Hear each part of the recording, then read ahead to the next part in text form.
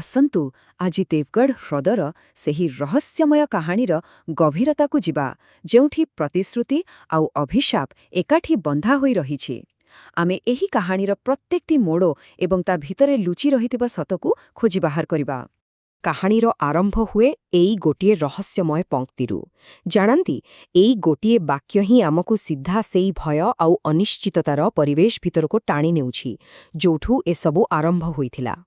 ତେବେ ଚାଲନ୍ତୁ କାହାଣୀର ପ୍ରଥମ ଭାଗକୁ ଯିବା। ଏକ ଭୟଙ୍କର ରାତି, ଆଉ ସେହି କୁହୁଡ଼ି ଭିତରେ ହିଁ ଲୁଚି ରହିଛି କାହାଣୀର ପ୍ରଥମ ଆଉ ସବୁଠୁ ବଡ଼ ରହସ୍ୟ। ଟିକେ ଭାବନ୍ତୁ, ଅର୍ଜୁନ ପୁରା ଏକା।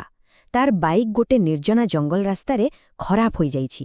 ଚାରିଆଡ଼େ ଖାଲି ସୁନସାନ। ଏଇ ଯେଉଁ ଏକୁଟିଆପଣ, ଏଇଠୁ ହିଁ ଭୟର ଆରମ୍ଭ ହେଉଛି। ଆଉ ସେ କୁହୁଡ଼ିଟା କେବଳ ପାଣିପାଗର ଏକ ଅଂଶ ନୁହେଁ, ନା, ଲାଗୁଛି ଯେମିତି ଏହା ଗୋଟେ ଜୀବନ୍ତ ଜିନିଷ, ଯେମିତି ତାର ଆଖି ଅଛି ଆଉ ସେ ଅର୍ଜୁନକୁ ହିଁ ଦେଖୁଛି, ତାକୁ ଚାରିପଟୁ ଘେରି ଯାଉଛି। ଅର୍ଜୁନ ଯେତେବେଳେ ଏକୁଟିଆ ଚାଲୁଛି, ହଠାତ୍ ତା ପଛରେ କାହାର ପାଦ ଶବ୍ଦ ଶୁଭୁଛି, ଆଉ ସେହି ଶବ୍ଦ ଠିକ୍ ତାର ଚାଲିବା ସହିତ ତାଳ ଦେଇ ଚାଲୁଛି। ଏଇଠୁ ପ୍ରକୃତ ଉତ୍କଣ୍ଠା ଆରମ୍ଭ ହେଉଛି। କିଏ ଅଛି ତା ପଛରେ? ଆଉ ଠିକ୍ ସେତେବେଳେ ମୀରା ନାମକ ଏକ ରହସ୍ୟମୟ ଝିଅ ସାମ୍ନାକୁ ଆସୁଛି। ତାର ଏହି କଥାଗୁଡ଼ିକୁ ଅର୍ଜୁନକୁ ପୁରା ଦ୍ୱନ୍ଦ୍ୱରେ ପକାଇ ଦେଉଛି ଆଉ କାହାଣୀକୁ ଗୋଟେ ନୂଆ ମୋଡ଼ ଦେଉଛି। ଏବେ କାହାଣୀର ମୁଖ୍ୟ ଦ୍ୱନ୍ଦ୍ୱ ଆଡ଼କୁ ଆସିବା।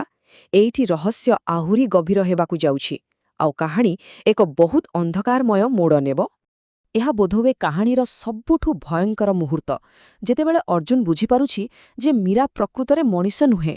ସେ ଦେଖୁଛି ହ୍ରଦର କଳା ପାଣିରେ ମୀରାର କୌଣସି ପ୍ରତିବିମ୍ବ ନାହିଁ। ବାସ୍, ସେଇଠି ତାର ହୃଦୟ ଭୟରେ ଥରି ଉଠୁଛି। ମୀରାର ଏଇ ଗୋଟିଏ ଅଭିଯୋଗ, ଆଉ ଅର୍ଜୁନର ପୁରା ଦୁନିଆ ଉଲ୍ଟୋପାଲଟ ହୋଇଗଲା। ଏହା ଆଉ କୌଣସି ସାଧାରଣ ଭୂତ କାହାଣୀ ନଥିଲା, ଏହା ଥିଲା ଏକ ହତ୍ୟାର ଅଭିଯୋଗ। ତେବେ ଚାଲନ୍ତୁ ଏବେ ଦେଖିବା ଅର୍ଜୁନର ଅତୀତରେ ପ୍ରକୃତରେ କ'ଣ ଲୁଚି ରହିଛି। ସେଦିନ ସତରେ କ'ଣ ଘଟିଥିଲା? ଶେଷରେ ଅର୍ଜୁନର ଅସ୍ପଷ୍ଟ ସ୍ମୃତି ସ୍ପଷ୍ଟ ହେବାକୁ ଲାଗୁଛି। ସେ ମନେ ପକାଉଛି ସେ ମୀରାକୁ ଫେରିଆସିବାର ପ୍ରତିଶ୍ରୁତି ଦେଇଥିଲା, କିନ୍ତୁ ଗୋଟେ ଛୋଟ ଝଗଡ଼ା ବେଳେ ମୀରା ହଠାତ୍ ହ୍ରଦରେ ଖସି ପଡ଼ିଥିଲା। ତେଣୁ ଏହା ହତ୍ୟା ନଥିଲା, ଏହା ଥିଲା ଏକ ଭୟଙ୍କର ଦୁର୍ଘଟଣା। ତେଣୁ ଦେଖିଲେ ତ, ଅର୍ଜୁନର ଯେଉଁ ଅପରାଧ ବୋଧ ଥିଲା, ତାହା କୌଣସି ହତ୍ୟା ପାଇଁ ନଥିଲା। ଏହା ଥିଲା ଗୋଟେ ପ୍ରତିଶ୍ରୁତି ପାଇଁ ଯାହାକୁ ସେ ପୂରଣ କରିପାରିନଥିଲା, ଆଉ ଗୋଟେ ଜୀବନ ପାଇଁ ଯାହାକୁ ସେ ବଞ୍ଚାଇ ପାରିନଥିଲା। ହେଲେ ଏ କାହାଣୀର ପ୍ରକୃତ ଖଳନାୟକ ମୀରା ନୁହେଁ, ନା, ବରଂ ତାଠାରୁ ବହୁତ ଅଧିକା ଭୟଙ୍କର କିଛି।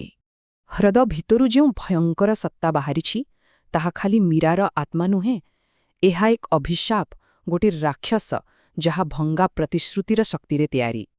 10 ବର୍ଷ, ଭାବିପାରୁଛନ୍ତି କେତେ ଲମ୍ବା ଅପେକ୍ଷା? ଆଉ ମୀରାର ଏଇ ଦୀର୍ଘ ଅପେକ୍ଷା ହିଁ ସେହି ଅଭିଶାପକୁ ଏତେ ଶକ୍ତି ଦେଇଛି, ତାକୁ ଏତେ ଭୟଙ୍କର କରିଛି। ସେହି ଅଭିଶାପର ଉଦ୍ଦେଶ୍ୟ ବିଲକୁଲ ସ୍ପଷ୍ଟ। ସେ କାହିଁକି ଅର୍ଜୁନର ପିଛା କରୁଛି? କାରଣ ଅର୍ଜୁନର ସେହି ଭଙ୍ଗା ପ୍ରତିଶ୍ରୁତି ହିଁ ତାର ଶକ୍ତି ଆଉ ତାର ଖାଦ୍ୟ। ଏବେ ଆମେ ପହଞ୍ଚିଛୁ କାହାଣୀର ସେହି ଶେଷ ପର୍ଯ୍ୟାୟରେ, ଯେଉଁଠି ଅର୍ଜୁନକୁ ଏକ ନିଷ୍ପତ୍ତି ନେବାକୁ ପଡ଼ିବ। ଏକ ଏମିତି ନିଷ୍ପତ୍ତି ଯାହା ସବୁକିଛି ବଦଳାଇ ଦେବ। ବର୍ତ୍ତମାନ ଅର୍ଜୁନ ସାମ୍ନାରେ ଦୁଇଟି ରାସ୍ତା। ସେ ପୁଣି ଥରେ ପଳେଇ ଯାଇପାରେ, ଆଉ ଅଭିଶାପ ତାକୁ ସବୁଦିନ ପାଇଁ ଗୋଡ଼ାଇବ। କିମ୍ବା ସେ ସେଠି ରହିପାରେ ଆଉ ନିଜ ପ୍ରତିଶ୍ରୁତିକୁ ପୂରଣ କରିପାରେ। ପ୍ରତ୍ୟେକ ନିଷ୍ପତ୍ତିର ପରିଣାମ କିନ୍ତୁ ସବୁଦିନ ପାଇଁ ରହିବ। ଆଉ ଶେଷରେ ଅର୍ଜୁନ ରହିବାକୁ ନିଷ୍ପତ୍ତି ନିଏ। ତାର ଏହି କଥା, ଏହା ଖାଲି ଗୋଟେ ବାକ୍ୟ ନୁହେଁ, ଏହା ହିଁ ସେହି ଚାବି ଯାହା ସେହି ରାକ୍ଷସକୁ ଶେଷ କରିଦିଏ। କାରଣ ଏଥର ସେ ନିଜ ପ୍ରତିଶ୍ରୁତି ପୂରଣ କଲା। ତେବେ ଏହାପରେ କ'ଣ ହେଲା? କେମିତି ଏହି କାହାଣୀ ଗୋଟେ ଲୋକକଥାରେ ପରିଣତ ହେଲା? ଚାଲନ୍ତୁ ଦେଖିବା। କିନ୍ତୁ ଏଇଠି ଗୋଟେ ବଡ଼ ଦୁଃଖଦ କଥା ଅଛି। ପ୍ରତିଶ୍ରୁତି ପୂରଣ କରିବା ଦ୍ୱାରା ଅର୍ଜୁନ ତ ବଞ୍ଚିଗଲା, ହେଲେ ମୀରା, ଯାହାର ଆତ୍ମା ସେହି ପ୍ରତିଶ୍ରୁତି ସହିତ ବନ୍ଧା ହୋଇଥିଲା, ସେ ଆଉ ସେଠି ରହିପାରିଲା ନାହିଁ।